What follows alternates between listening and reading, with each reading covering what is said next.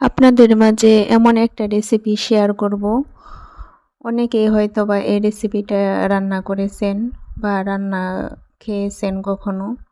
বিভিন্ন জায়গায় বিভিন্নভাবে রান্না করে, কিন্তু আমি যেভাবে রান্না করলাম সেটাই আপনাদের মাঝে শেয়ার করব। শীতকালীন একটা সবজি সিমের বিচি দিয়ে আমি আজকের এই রেসিপিটা রান্না করব।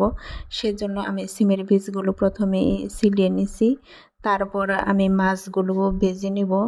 সেজন্য আমি মাছ ভাজার জন্য মাছগুলো রেডি করতেছিলাম। 3 পিস মাছ নিয়েছি। আপনারা আপনাদের ইচ্ছা মতো যে কোনো মাছ নিতে পারেন, যে যেটা খেতে পছন্দ করেন সেই মাছটাই নিতে পারেন। এখন আমি মাছগুলো ভেজে নিব।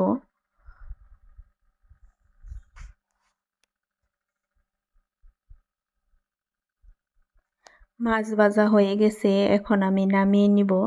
সেই মাছ ভাজার তেলের মধ্যে পেঁয়াজ আর কাঁচামরিচ দিয়ে দিলাম, তারপর দিয়ে দিলাম পরিমাণ মতো লবণ।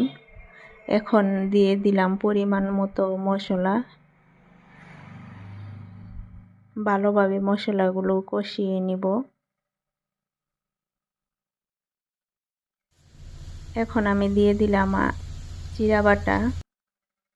মশলাগুলো কষানো হয়ে গেছে। এখন ধুয়ে পরিষ্কার করে রাখা সিমের বীজগুলো দিয়ে দিব।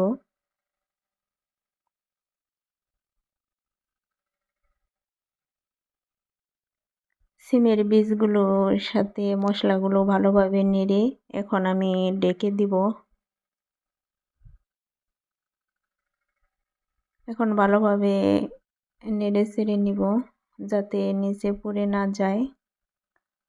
সিমের বীজগুলো কষানো হয়ে গেছে। এখন আমি পরিমাণ মতো পানি দিয়ে দিব। যতটুকু আপনারা ঝোল রাখতে চান সেই পরিমাণ মতো পানি দিবেন।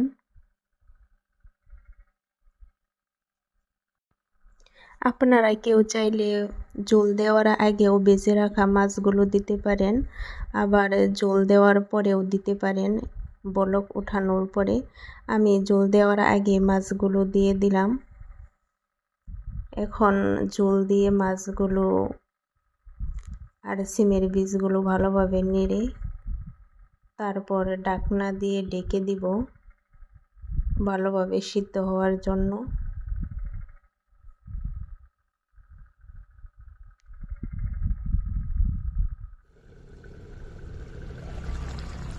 এখন ঢাকনা খুলে আবার নেড়ে দিব।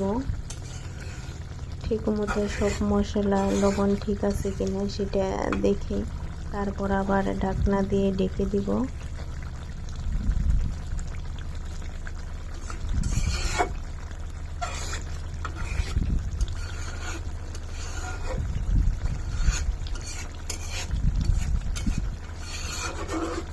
কত সুন্দরভাবে তরকারিগুলো হচ্ছে, দেখেই খেতে মন চাচ্ছে। আপনারাও এভাবে রান্না করে